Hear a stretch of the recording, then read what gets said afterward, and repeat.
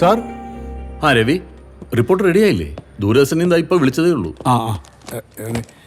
Sir, cumulus ക്ലൗഡിൻ്റെ right എഡ്ജിലുള്ള ആ black spot, അപ്പോൾ അതിപ്പോൾ എന്തിലേക്കാണ് ലീഡ് ചെയ്യുന്നത് നമ്മൾ മനസ്സിലാക്കാതെ, ഒരു ക്ലാരിറ്റി വരുത്താതെ. എൻ്റെ പൊന്ന് രവി, ആ ബ്ലാക്ക് സ്പോട്ടിന് അതിൻ്റെ വഴിക്ക് വിട്. നമ്മൾ വിചാരിക്കുന്ന പോലെ ബ്ലാക്ക് സ്പോട്ട് വരണമെന്നൊന്നുമില്ലല്ലോ. വരണമെന്നില്ല സാർ, പക്ഷെ വരാമല്ലോ. എന്ന് വരാൻ? അല്ല, അങ്ങനെയല്ല, നമ്മൾ ആ കാര്യത്തിൽ നമുക്ക് നമ്മളെ തന്നെ ബോധ്യപ്പെടുത്തേണ്ട ഒരു ആവശ്യം ഉണ്ടല്ലോ. സാർ, പിന്നെ നമ്മുടെ കാലാവസ്ഥാ നിരീക്ഷണത്തെക്കുറിച്ച് വളരെ സസൂക്ഷ്മമായി സമഗ്രമായി പഠിക്കാൻ കുറച്ച് സ്കൂൾ വിദ്യാർത്ഥികൾ വരുന്നുണ്ട്. അവർക്ക് എൻട്രി അനുവദിക്കാമോ? അനുവദിച്ചോളൂ. പക്ഷെ രവി, പഠിപ്പിച്ച് അവരെ വെറുപ്പിക്കരുത് കേട്ടോ. പാവം ചെറിയ കുട്ടികളല്ലേ. കളക്ടറെ വിളിക്കുന്നു. അയ്യോ, ഒന്ന് ഞാൻ അവിടെ ഇരിക്കേ, രവിയും കൂടെ കേൾക്കേണ്ടതാ. ഇത് കേട്ടിട്ട് പോ. ഹലോ സാർ, ഇന്നലെ നിങ്ങൾ പറഞ്ഞ അനുസരിച്ച് നോക്കുകയാണെങ്കിൽ മഴ മിനിഞ്ഞാന്നേ കഴിഞ്ഞിരിക്കുകയാണല്ലോ. ഇന്നലെ ക്ലിയർ സ്കൈ അല്ലേ? എന്താ അങ്ങനെയല്ലേ? മാറ്റമൊന്നുമില്ലല്ലോ. നിങ്ങളുടെ റിപ്പോർട്ട് വിശ്വസിച്ച് ജില്ലയിലെ സ്കൂളുകൾക്ക് ഞാൻ അവധി കൊടുത്തില്ല. എന്നിട്ടോ ഇതുപോലൊരു മഴ ഇതുവരെ ഉണ്ടായിട്ടില്ല സാർ. ഈ അടുത്ത കാലത്ത് ഇങ്ങനൊരു മഴ ഉണ്ടായിട്ടില്ല. എടോ, എന്റെ FB പേജ് ഹാങ് ആയിരിക്കുക. കുട്ടികളൊക്കെ ട്രോൾ ചെയ്തിട്ടേ. നമുക്ക് കിട്ടുന്ന ഡാറ്റാസ് വെച്ച് ഫോർകാസ്റ്റ് ചെയ്യാനല്ലേ സാർ പറ്റുള്ളൂ. അല്ലാതെ ഈ അന്തരീക്ഷത്തിൽ പെട്ടെന്ന് വരുന്ന മാറ്റങ്ങളൊന്നും നമ്മുടെ കയ്യിലല്ലല്ലോ സാർ. മതി. രവിയല്ലേ? രവിയാണ് സാർ. അയാളോട് എന്നെ ഒന്ന് വിളിക്കാൻ പറയും. ഈ ഫ്ലഡ് സിറ്റുവേഷൻ എനിക്കൊന്ന് ഡിസ്കസ് ചെയ്യാനാ. ഞാൻ പറയാം സാർ. അയാൾ ചായ കുടിക്കാനോ മറ്റോ പുറത്തു പോയതാ. അയാൾ വരുമ്പോൾ ഞാൻ പറയാം. സാർ കേട്ടല്ലോ, ഇപ്പൊ ക്ലാരിറ്റി കിട്ടി. ഒരു 2 മിനിറ്റ് കൂടെ വെയിറ്റ് ചെയ്ത് ആ ദൂരദർശൻകാരുടെ തെറിയും കൂടെ കേട്ടിട്ട് പോ. വേണ്ട സാർ.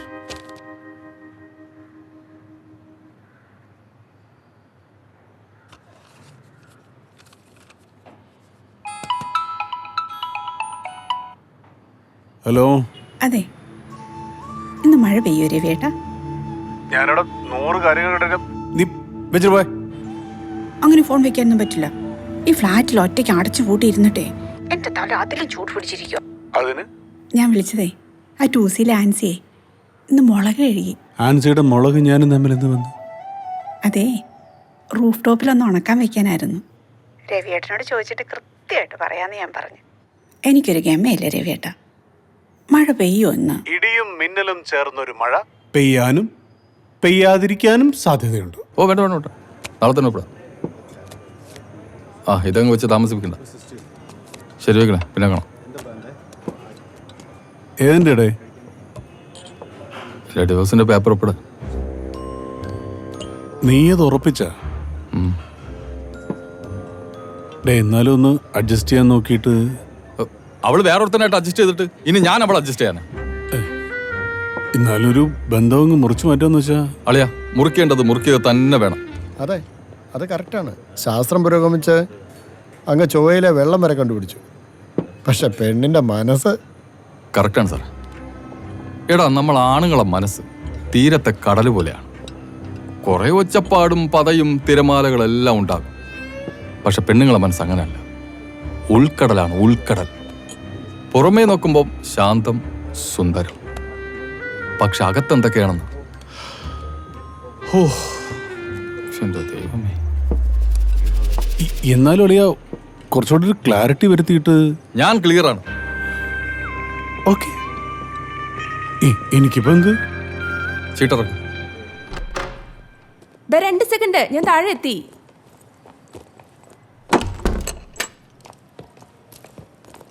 ഇതെന്താ പടി കയറി വരുന്ന ലിഫ്റ്റ്? ലിഫ്റ്റ് ഇല്ല, മെയിൻ്റനൻസ് വർക്ക്. 2 ലിഫ്റ്റും വർക്ക് ചെയ്യുന്നില്ല. നടക്ക്. ഇന്നെന്താ നൈറ്റ് ഷിഫ്റ്റ് ആണോ? നമ്മൾക്ക് എന്ത് ഡേ നൈറ്റ്. ഒരു ലൈവ് കവറേജ് ഉണ്ട്. രാത്രി എന്ത് റോഡ് ഉപരോധമാണ് അത്രേ. നമ്മൾ പോണം. മോളിൽ നിന്നുള്ള ഓർഡർ. പോട്ടെ. Reporter car റോദൻ.